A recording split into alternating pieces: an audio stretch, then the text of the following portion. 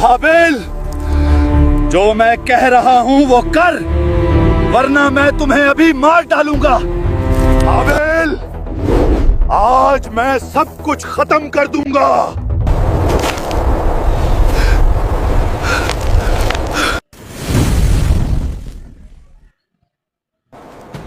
ये है हाबील और काबील जो हजरत आदम अलैहिस्सलाम के घर परवान चढ़ रहे थे। हाबील नरम दिल फरमाबरदार, काबील मजबूत जिद्दी और गुस्से का तेज। दोनों एक ही माँ बाप के थे।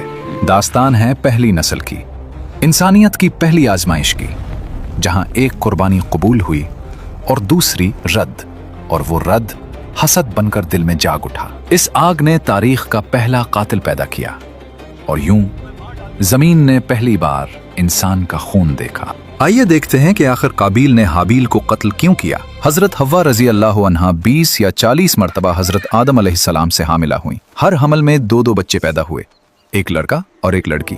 जब ये जवान हो जाते तो हजरत आदम अलैहिस्सलाम एक हमल के लड़के का दूसरे हमल की लड़की के साथ निकाह फरमा दिया करते थे। एक तो ये अल्लाह ताला की तरफ से हुक्म था और दूसरा ये था कि इंसान सिर्फ हजरत आदम अलैहिस्सलाम की औलाद में से ही होने थे, किसी और जिन से नहीं। तो एक दूसरे के साथ निकाह करने के अलावा और कोई सूरत ही न थी। इन्हीं औलाद में काबील और हाबील 2 लड़के थे, जिनके साथ एक एक लड़की भी पैदा हुई। काबील के साथ जो लड़की पैदा हुई वो बहुत खूबसूरत थी और इसका नाम अकलीमा था, जबकि हाबील के साथ पैदा होने वाली लड़की ल्यूजा कम खूबसूरत थी। जब हजरत आदम अलैहिस्सलाम ने शरई दस्तूर के मुताबिक काबील का निकाह ल्यूजा से और हाबील का अकलीमा से करना चाहा तो काबील उस पर राजी न हुआ और मुतालबा किया, मेरे बाबा, मेरा निकाह इकलीमा के साथ ही होना चाहिए, मैं किसी और को कबूल नहीं करूंगा। काबील, अकलीमा तेरे साथ ही पैदा हुई थी, वो तेरी बहन है, उसके साथ तेरा निकाह जायज नहीं। ये तो आपकी राय है, अल्लाह ने ऐसा कोई हुक्म नहीं दिया। अगर तुम ये समझते हो तो तुम दोनों अपनी कुर्बानियां पेश करो, जिसकी कुर्बानी कबूल होगी वही अकलीमा का हकदार होगा। इस जमाने में कुर्बानी कबूल होने की अलामत ये होती कि आसमान से एक आग उतरकर उसे खा जाती थी। काबील खेती बाड़ी का काम करता था और हाबील बकरियां चराते थे। काबील हल्की किस्म की गंदम का एक ढेर कुर्बानी के तौर पर लाया, जबकि हाबील ने रज़ाए इलाही के लिए एक उम्दा किस्म की बकरी कुर्बानी के लिए पेश की। फिर गंदम और बकरी को पहाड़ पर रख दिया गया। उसके बाद हजरत आदम अलैहिस्सलाम ने दुआ फरमाई तो आसमान से आग नाजिल हुई और उसने हाबील की कुर्बानी को ले लिया और काबील की गंदम को छोड़ दिया। यूं हाबील की कुर्बानी कबूल हो गई और यही अकलीमा के हकदार करार पाए गए। हाबील की कुर्बानी कबूल होने पर काबील के दिल में बुग़्ज़ और हसद पैदा हुआ।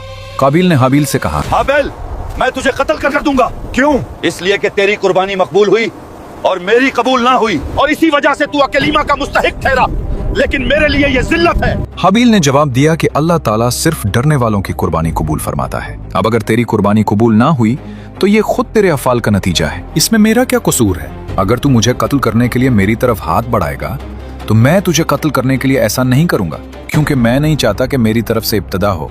हालांकि मैं तुझसे कवी और तवाना हूँ, ये सिर्फ इसलिए कि मैं अल्लाह ताला से डरता हूँ और ये चाहता हूँ कि मैं गुनाहगार न बनूं। हाबील की खौफ खुदा पर मुश्तमिल इस तमाम गुफ्तगू के बाद भी काबील अपनी शहवत की तस्कीन के लिए नफ्स अम्मारा के शर का शिकार होकर अपने भाई को कत्ल करने के इरादे पर डटा रहा और बिलाखिर काबील ने हाबील को किसी तरीके से कत्ल कर दिया और यूं दुनिया और आखिरत का खसारा उठाया। कह रहा हूँ वो कर, वरना मैं तुम्हें अभी मार डालूंगा। हाबिल, आज मैं सब कुछ खत्म कर दूंगा। ये तुम्हारी किस्मत थी।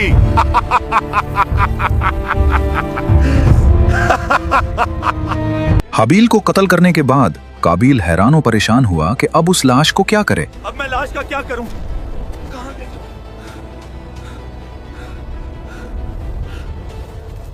क्योंकि उस वक्त तक कोई इंसान मरा ही ना था। चुनाचे एक वक्त तक वो लाश को पुश्त पर लादे फिरता रहा। फिर जब उसे लाश छुपाने का कोई तरीका ना आया तो अल्लाह ताला ने इंसानों की तदफीन का तरीका सिखाने के लिए एक कव्वा भेजा।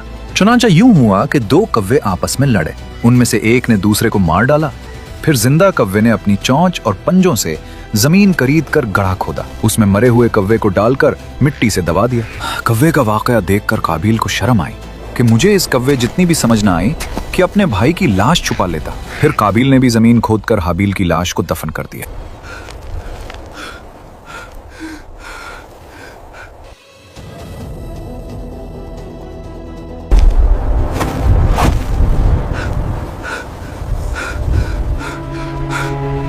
میں نے کیا کر دیا؟ میرے بھائی، میں نے تمہارے ساتھ ایسا کیوں کیا؟ کاش میں اپنے غصے پہ قابو کر لے. ہائے افسوس، میں تو اس کوے جیسا بھی نہیں ہو سکا. میں تو اس کوے جیسا بھی نہیں ہو سکا جس نے اپنے ساتھی کو دفن کرنا سکھا دیا. حابیل کو قتل کرنے کے بعد قابیل کا بہت برا حال ہوا.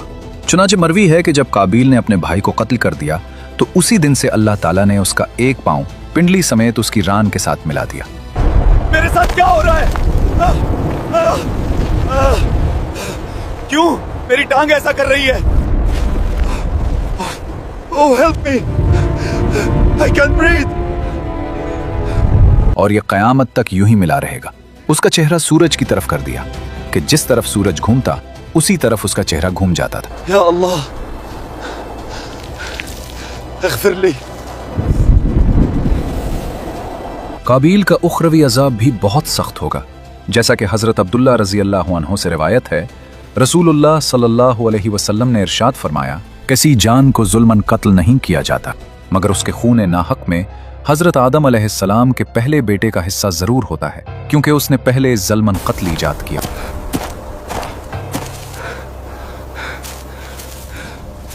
اس سے معلوم ہوا کہ قیامت کے دن قابیل کو قتل کے گناہ کی سزا ملے گی، اور ان قاتلین کے گناہ قتل کی سزا بھی ملے گی جو قیامت تک کسی کو ناحق قتل کر کے جان سے ماریں گے.